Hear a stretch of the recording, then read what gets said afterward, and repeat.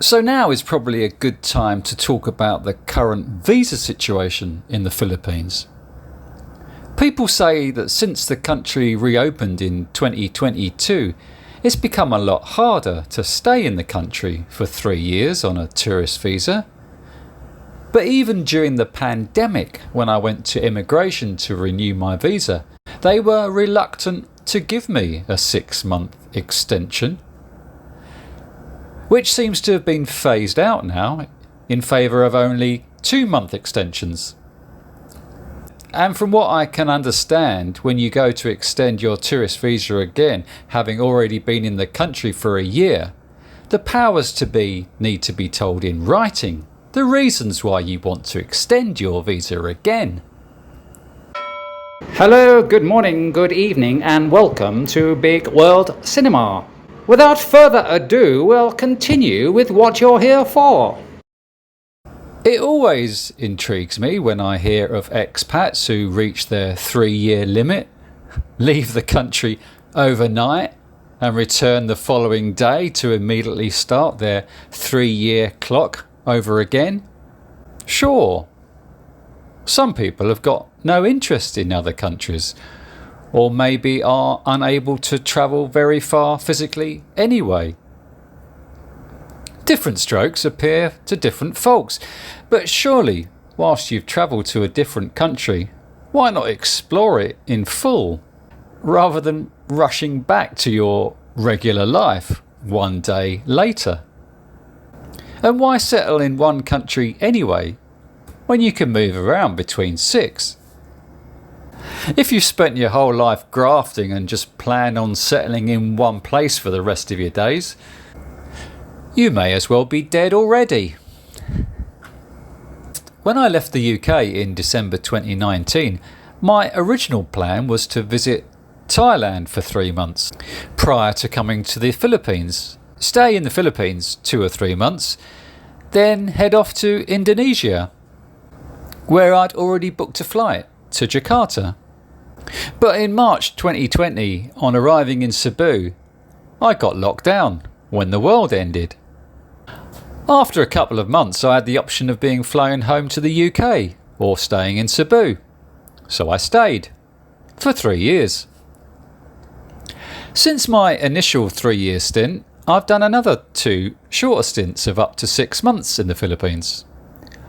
I call the Philippines my home now, but that doesn't mean I want to remain there all year. I enjoy travelling and want to go on vacation and experience living in other Asian countries. And maybe I'll find that another Asian country is a better fit for me, or maybe not. So what makes travelling so special? My first long trip away was when I was 20 years old. I was working as an office clerk in London. My mate was at university in Leeds and was heading to the States to study on exchange at Penn State University in Pennsylvania. I took 3 months off work and flew to New York with him. Then we parted company and I hitchhiked alone across the States at 20 years of age. My introduction to Asia began after I left university when I was 26. I spent 6 months in India, then a further 3 months in 5 other Asian countries. This started my love affair with India, where I've returned to frequently over the past 30 years. I only started spending more time in Southeast Asia this century. Spent 2 years travelling around the continent in 2008-9. I haven't really got much desire to explore other continents such as Africa or South America. Asia is my place, having visited most of the countries in Asia now. I don't know why Asia suits me so much, it just does. Why do we travel extensively as we get older? Are we on the run? Running away from our previous existence? Are we searching for something? And will we ever find it? Expats who've left their original homes and living in another country are referred to as LBH, losers back home, which is pretty accurate, I guess.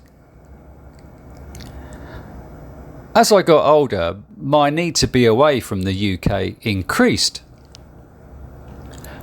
I was never really affected by cold weather in my youth, but in my mid-50s I'd be badly affected by SAD syndrome, seasonal affective disorder. When November came round, I'd ponder chillingly over the fact that the mercury wouldn't be rising again significantly for another 6 months, as I skulked along the Brighton seafront and my mental health suffered.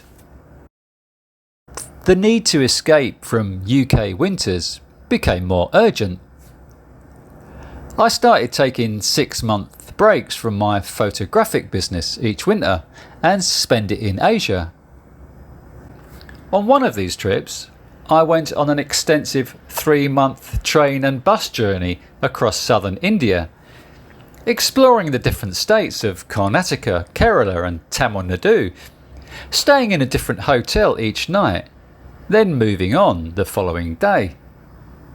On this Indian trip, I realised that I didn't feel comfortable moving on so frequently as I'd done in my younger days, and would prefer staying in each place for a longer period, totally embracing the concept of slow travel.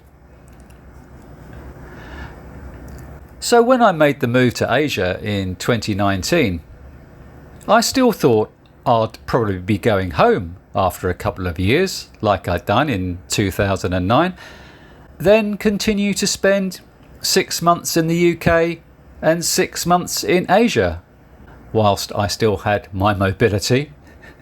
But I've now ditched the idea of staying in the UK for 6 months a year, and will only entertain living in a cold climate again when they bury me 6 feet under. Doesn't bother me if I never see another snowflake again. So what are the pros and cons of travelling around the neighbouring Asian countries? Here at BWC, Uncle doesn't charge a subscription fee like Auntie does, but buying us a coffee would be much appreciated. Thank you. Travelling is so much easier now as opposed to when I travelled around Asia 15 years ago using a guidebook. I've travelled so much between neighbouring Asian countries now that it feels so effortless for me. Once you're living in Asia, it's pretty inexpensive to fly between neighbouring Asian countries. And over the past 18 months, I've spent periods of time in 5 other countries. A month in Vietnam, where I just visited 5 places. 3 weeks in Thailand, where I just visited 2. 6 weeks in Kuala Lumpur. A month each in 2 different states in India. And more recently, 7 weeks in Tokyo. So I'm staying longer in these countries to gain a greater understanding of these places. I imagine it's not that easy for expats who've retired in the Philippines with a family here, but a lot easier for single guys or guys travelling with just a girlfriend or wife without baggage. In the internet age, it's so much easier now to rock up in different country, buy a local SIM card, get connected online, book your hotel accommodation or Airbnb apartment for a week or month without having to tie yourself down to a longer contract. Having Google Maps on your phone guiding you wherever you want to go, either by foot or public transportation. Plus having instant access to restaurant and hotel reviews. The variety and spice of life of travelling to and experiencing new cultures will always be interesting. You're less likely to get bored if you're permanently on the go, visiting different destinations. Asian countries such as Cambodia and Vietnam will allow you to stay for at least 1 month on a tourist visa. Other countries such as Thailand, Malaysia, Japan and South Korea allow you to stay for up to 3 months. It's also possible to extend your stay in some places on a tourist visa, but also by applying for a business visa. For India, I have a 5-year tourist visa that allows me to stay in the country for 6 months each calendar year. Once you've completed your stay of up to 3 months in one country, just continue your journey to another neighbouring country. However, continuously travelling is not for everyone who strive for stability and routine. Although flying is cheap, it works out more expensive travelling between countries all the time and booking accommodation for short periods of time rather than having a longer rental lease in one country. It can get tiring constantly researching new countries for flights and accommodation, changing currencies, buying new SIM cards for each country, the need to find places with good internet connection. The older you get, the more tiring and stressful it can be.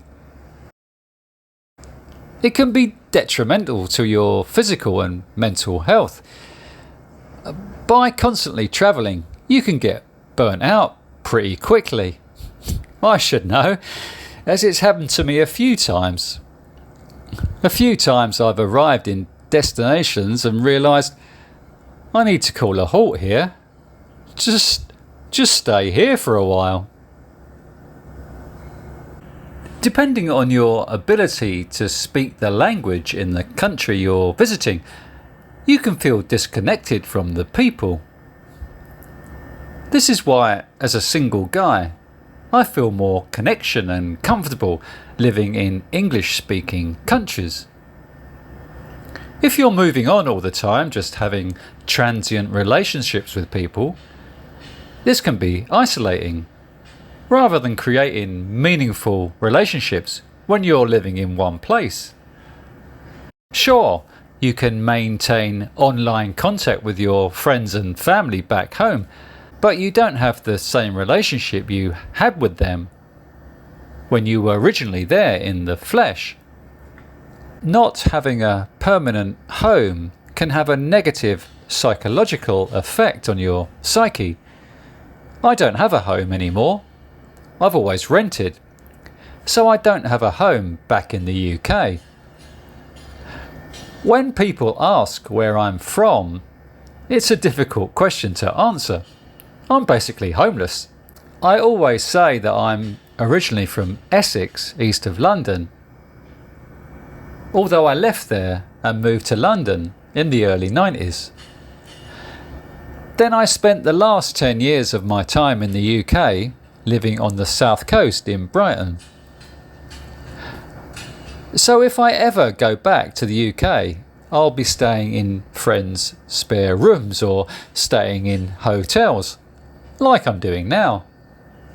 But until my time comes for pushing up the daisies, I'm going to keep moving around. I'm a young man. There's a big world out there. I'm not dead yet.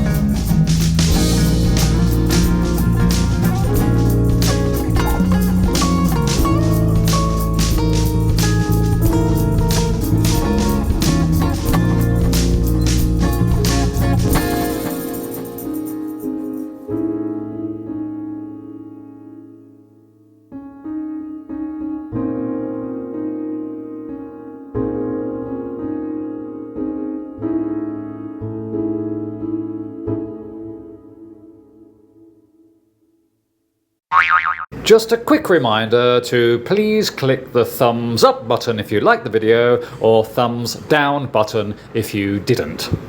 Obviously. Thank you.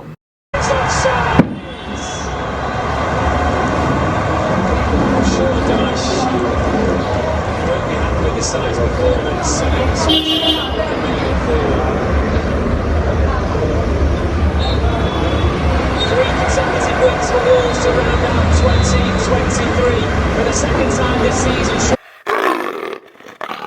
You've been watching Uncle, the man from Bigg World Cinema. Please like, subscribe and share with your friends.